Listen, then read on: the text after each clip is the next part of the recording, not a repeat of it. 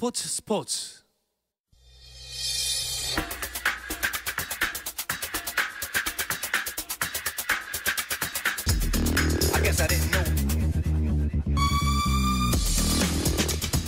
목요일의 축구 이야기 해축통신. 오늘은 현재 진행 중인 대한민국 대 싱가포르의 북중미 월드컵 2차 예선 경기를 중심으로 11월 A매치 주간 소식들을 전해드리도록 하겠습니다. 풋볼리스트의 김정용 기자 그리고 박찬아 축구 해설위원과 함께합니다. 두 분 어서 오십시오. 네, 안녕하세요. 네, 안녕하세요. 반갑습니다. 자, 북중미 월드컵 본선으로 가는 긴 여정의 첫 발걸음이 오늘부터 시작입니다. 현재 경기의 32분, 33분을 향해 가고 있는데요. 지금까지의 경기 양상은 어때 보이나요? 네, 한국이 싱가포르를 상대로 홈이기도 하고 전력차가 정말 확연하기 때문에 엄청나게 몰아붙이고 있는데 33분이 된 현재까지도 상대 선방과 몇 가지 불운 그리고 공격 작업에 정교하지 못한 면들이 맞물리면서 0대 0이고요. 말씀드리는 방금 한국이 크로스바를 한번 강타했는데 아깝게 안으로 들어가지 않고 밖으로 튕겨나왔네요. 네, 박찬하 위원은 어떻게 보셨어요? 싱가포르가 밀집 수비 형태로 우리 공격을 꽁꽁 묶을 준비를 할 것이다라는 예상은 가능했고요. 실제로 싱가포르 선수들의 좋은 수비 집중력이 돋보이고 있습니다. VAR 비디오 판독이 있었다면은 우리가 득점을 인정받을 수 있는 장면들이 있기도 했고요. 네. 그리고 점점 전반 중반부 넘어가면서 우리가 기회를 잡고 있는 걸 봤을 때는 싱가포르가 체력적으로 떨어지는 후반에는 그래도 우리가 좋은 기회를 더 많이 만들지 않을까. 지금은 이제 전반 34분 막 넘어가고 있는데 경기 흐름은 그렇게 나쁘지 않다는 생각입니다. 네. 경기 전에 홍현석 선수가 정강이 부상 소식을 알리면서 소집에서 제외가 됐습니다. 네, 정강이 부상인데 이제 큰 건 아니고 피로골절 초기입니다. 피로골절이라는 게 이제 누적된 충돌로 인해서 생기는 것이기 때문에 언제 한번 꽉 다치는 게 아닌데 대표팀에서 정강이 좀 불편하다고 해서 검사를 해 보니까 이제 피로골절 초기고 앞으로도 심화될 수가 있다. 이런 진단이 나왔다고 해요. 그래서 선수 보호차 이번 경기에선 제외를 했고요. 이 경기까지 관중석에서 보고 이제 이어지는 나머지 대표팀 일정은 이제 소화하지 않고 먼저 해제가 될 거고요. 대신에 박진섭 선수가 들어왔는데 네. 이 선수 스토리가 상당히 재밌죠. 박진섭 선수는 대학 졸업하고 프로로 넘어올 때 프로팀을 못 찾아서 실업축구에서 시작했던 선수예요. 네, 실업팀, 프로 2부 안산, 프로 2부 대전, 프로 1부 최강팀 전북까지 갔고 올해 원래 태극마크를 한 번도 단 적이 없는 선수였는데 아시안게임 와일드카드로 선발돼서 수비의 주축으로서 금메달리스트가 됐죠. 그리고 그 기세를 몰아서 이번에 생애 첫 A대표팀에 승선하게 됐습니다. 그렇군요. 대체자로 들어왔지만 또 오늘 또 멋진 활약 보여주길 기대를 해보도록 하겠습니다. 자, 선수단의 변화가 약간은 있었기 때문에 선발 라인업이 어떻게 짜여질지 궁금했는데요. 김정용 기자가 오늘 어떤 선수들이 선발로 등장을 했는지 말씀을 전해주시죠. 네, 클린스만 감독은 지난 한 8월부터는 거의 아예 변화를 주지 않다시피 하고 있거든요. 네. 그래서 다 예상하신 대로 나왔다고 보시면 되겠습니다. 골키퍼 김승규 선수 나왔고요. 포백은 이기재, 김민재, 정승현, 설영우. 클린스만 이후 자리 잡은 4명이 고대로 나왔습니다. 미드필더가 좀 변화가 있는데 전문 수비형 미드필더로 뛰어왔던 박용우를 뺐고요. 황인범을 중심으로 이재성, 이강인 등이 있고 그다음에 공격진에는 왼쪽 측면에 황희찬, 최전방에 조규성 뒤에서 활동하는 손흥민이 배치되어 있습니다. 그렇군요. 예상 아니죠? 예상 가능한 선수를 선발로 다 나왔다고 볼 수가 있는데요. 네. 큰 변화가 하나 있는 게 중앙 미드필더의 변화를 바꿨어요. 오늘 싱가포르가 아무래도 우리와 경기를 하면서 밀집 수비로 준비를 할 것이다. 예상 가능했다고 말씀을 드렸잖아요. 그래서인지 황인범 선수를 이제 중원에 배치하고 박용우 선수가 그동안은 수비형 미드필더 포지션에 계속 뛰다가 오늘은 박용우 선수가 나오질 않고 황인범 선수 나오고 또 이재성 선수, 이강인 선수 이렇게 해서 역삼각형 형태의 미드필드 구성을 만들어 놨는데요. 공격 변화 없고 지금 수비 변화 없고 골키퍼는 계속 김승규 선수가 지키고 있고. 근데 중원에서 변화가 있는 것이 오늘 경기에 있어서는 가장 이색적이고 그리고 예상 못한 포인트가 아니었을까 싶습니다. 그래도 감독 역할을 하기는 아닙니다. 네. 자, 싱가포르가 객관적인 전력에서는 분명히 우리나라보다 약체이긴 합니다만 그래도 월드컵 예선 첫 경기입니다.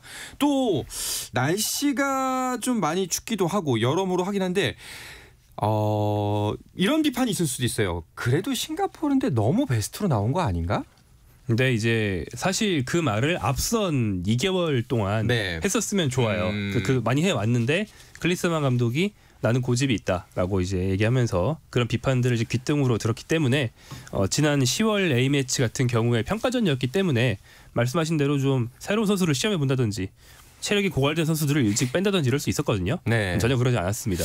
그리고 이제 이번 달부터는 이건 실전이기 때문에 물론 월드컵 2차에서는 무조건 다 주전이 나와야 되는 대회는 절대 아닙니다.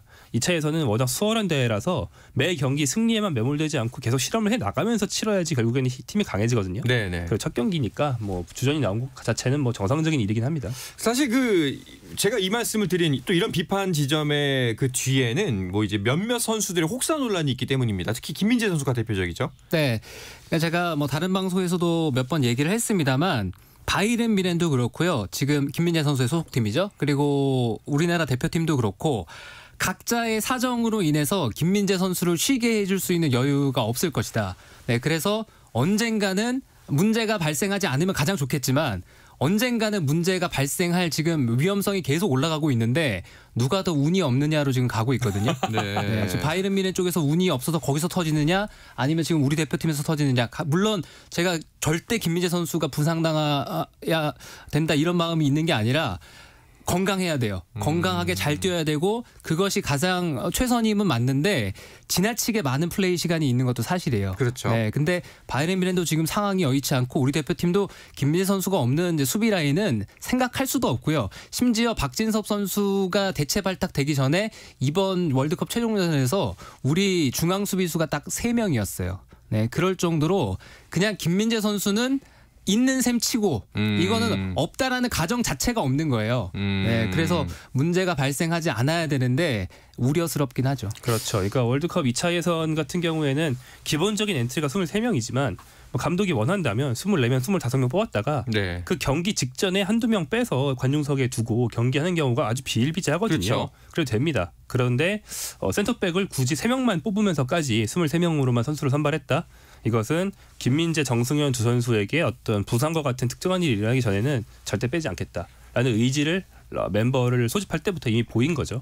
네, 뭐 사실 최선을 다한다. 그리고 이제 최상의 팀으로 그 경기에 임한다는 자세는 좋습니다만 상황이 상황인지라. 그리고 또 클린스만 감독 여러 차례 그 인터뷰를 통해서 좀 논란성이 있는 발언을 많이 했는데 이번에도 이런 얘기가 있었습니다. 김민재는 항상 준비돼 있다.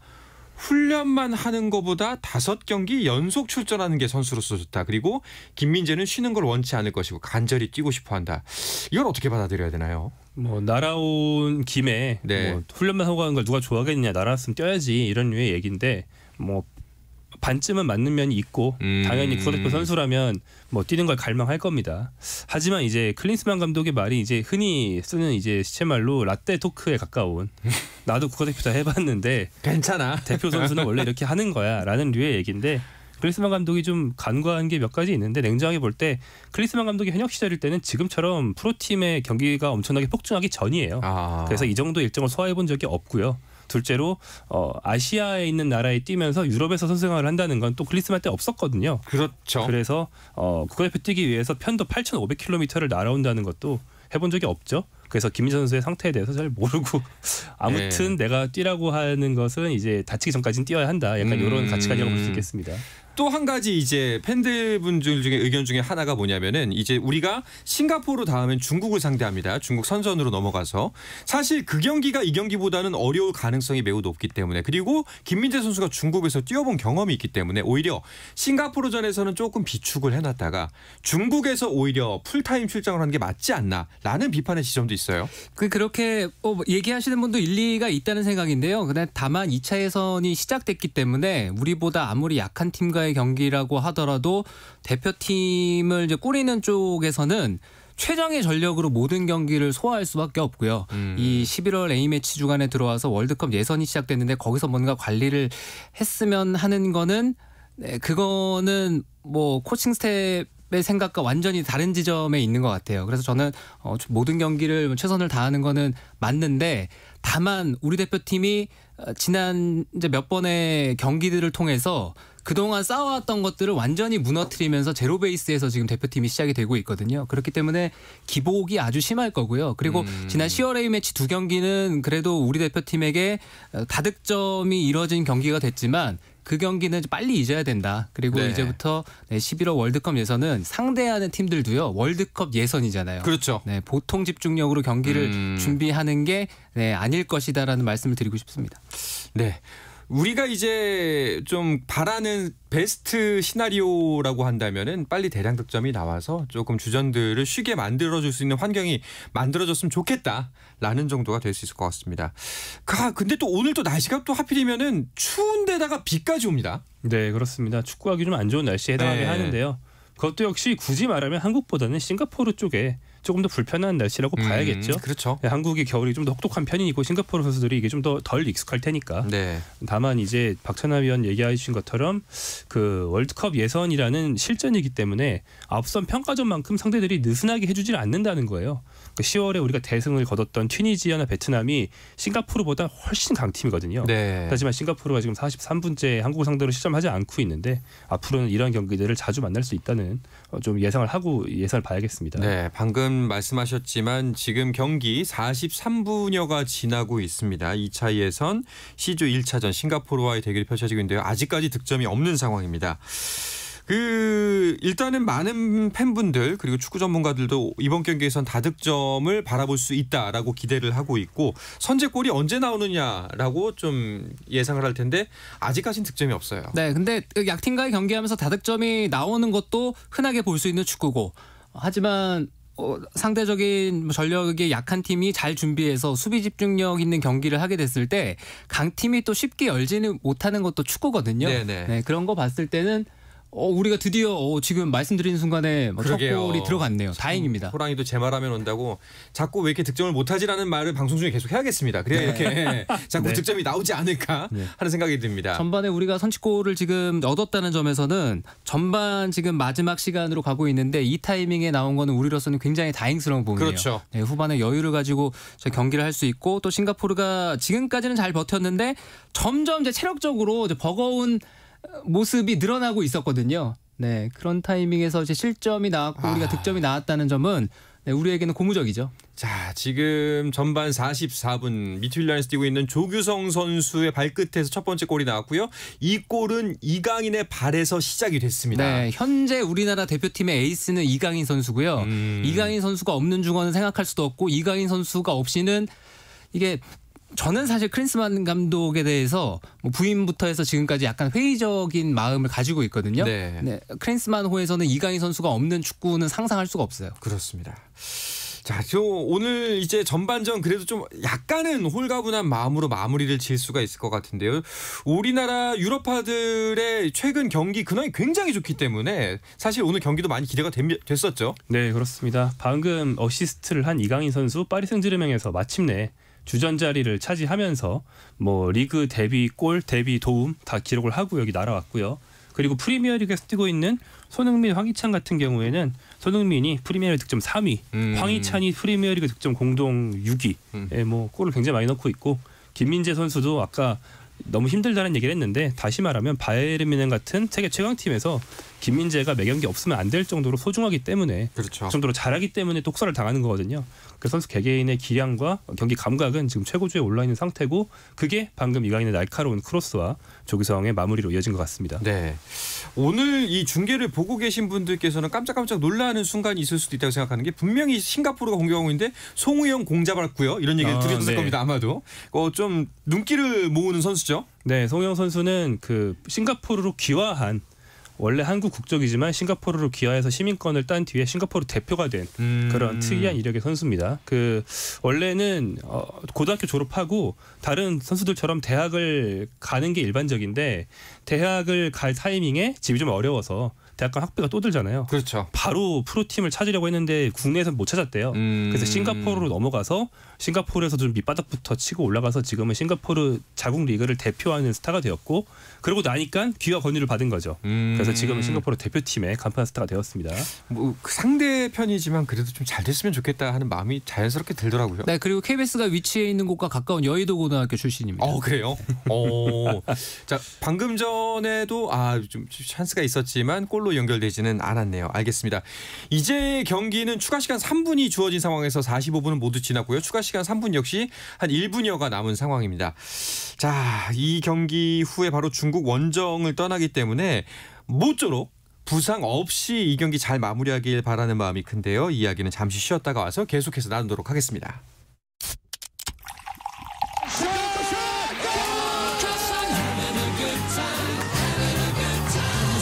치열한 하루를 보낸 당신과 함께 마시는 짜릿한 스포츠 한 모금. 매일 저녁 8시 30분 한상원의 스포츠. 네, 유럽파 축구 선수들 소식을 중심으로 해외 축구 이야기를 나누는 목요일의 축구 이야기 해축통신. 오늘은 유럽파들이 뛰고 있는 축구 대표팀 경기 소식으로 함께하고 있습니다.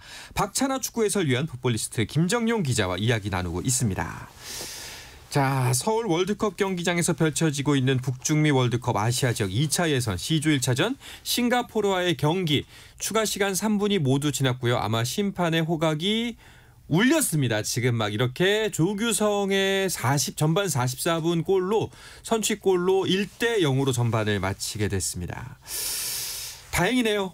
네, 상당히 다행이고 또 조규성 선수가 골을 터뜨렸다는 점에서는 조규성 선수가 최근에 소속팀에서도 그렇고 골이 약간 침묵의 어떤 그래프를 그리고 있었거든요. 네, 유럽 가서 초반에는 상당히 컨디션이 그렇죠. 좋다가 아마 대표팀을 계속 왔다 갔다 하는 그런 여파도 있었을 거예요.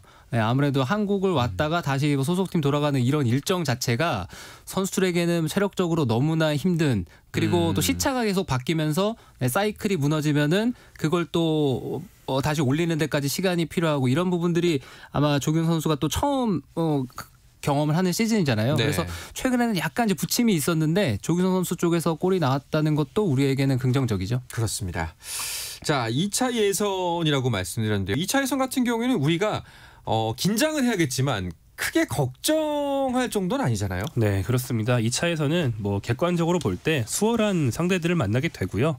여기서 위기를 겪으면 절대 안 돼요. 그런 적도 거의 없고, 뭐 예를 들어서 최근 대회들을 보면 2018 러시아 월드컵 2차 예선 당시 감독이 올리 슈틸리케 감독이었는데, 지금은 되게 안 좋게 기억을 하시지만 슈틸리케 감독도 2차 예선은 무려 무실점 전승으로 2차 예선을 마친 바가 있어요. 근데 3차 예선에서 급격하게 위기를 겪으면서 이제 경질했던 거고요. 또 베투 감독이 치렀던 러시아 월드컵 예선 같은 경우에도 2차 예선은 5승 1무 그리고 그 모든 경기 통틀어서 1실점을 했을 겁니다. 그 정도로 수월한 일정이기 때문에 그래서 매 경기 승리에만 매몰되면 안 된다는 얘기를 하는 거죠. 그렇죠. 워낙 쉬운 상대들이기 때문에 그들을 상대하면서 새로운 선수 대비시키고 체력 안배도 하고 여러 가지 작업을 병행해야만 그 뒤에 찾아올 더 힘든 상대들과의 경기를 미리 대비할 수 있습니다. 네. 참고로 우리나라 예선 C조, 우리나라 속한 예선 C조에는 어떤 나라들이 포진해 있나요? 네, 오늘 경기를 치르고 있는 싱가포르가 있고요. 그리고 중국, 또 태국이 있습니다.